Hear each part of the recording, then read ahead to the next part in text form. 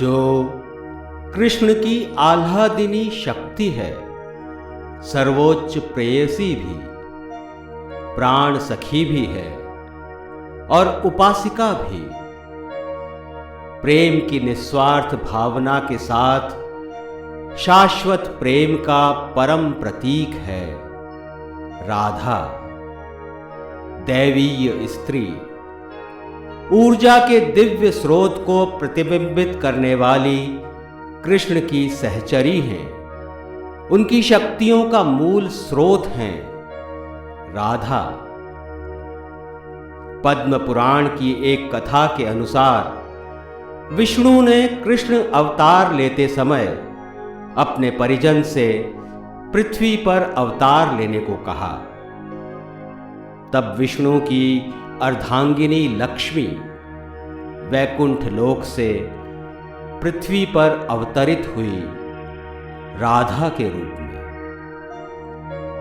वृषभान लली, कृष्ण प्रिया, माधवी, अनेक नाम उस दिव्य महालक्ष्मी के अवतार के हैं, जो उन सभी गोपियों और दिव्य व्यक्तित्वों का मूल हैं, जो कृष्ण के साथ रास नृत्य किया करती थी। आध्यात्मिक और आंतरिक प्रेम का उदाहरण है राधा और कृष्ण। उनका संगम शक्ति और शक्तिमान का संगम है। एक ही शक्ति का दो रूपों में विस्तार है। राधा ही कृष्ण है और कृष्ण ही राधा।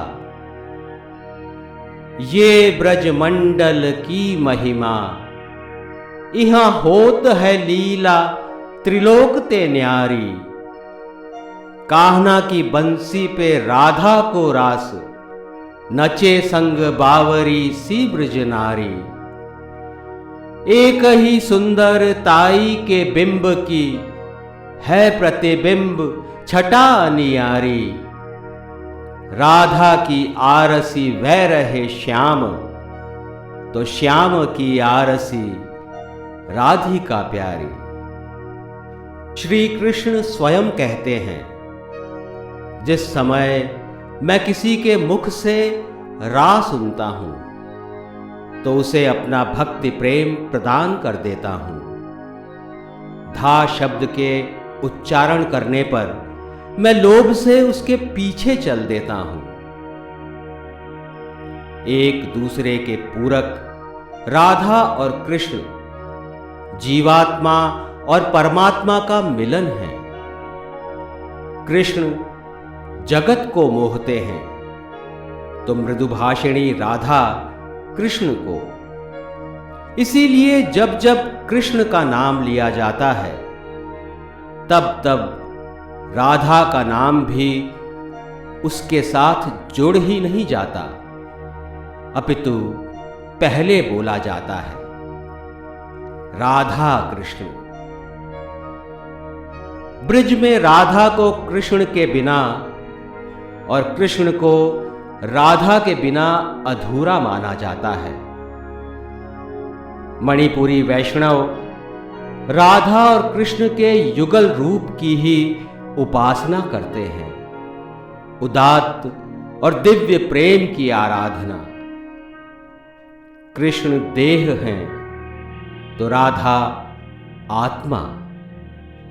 कृष्ण शब्द हैं, तो राधा अर्थ। कृष्ण वंशी हैं, तो राधा स्वर। वृषभानुज्यै विद्महे कृष्ण प्रियायै धीमहि, तन्नो राधा प्रचोदयात्।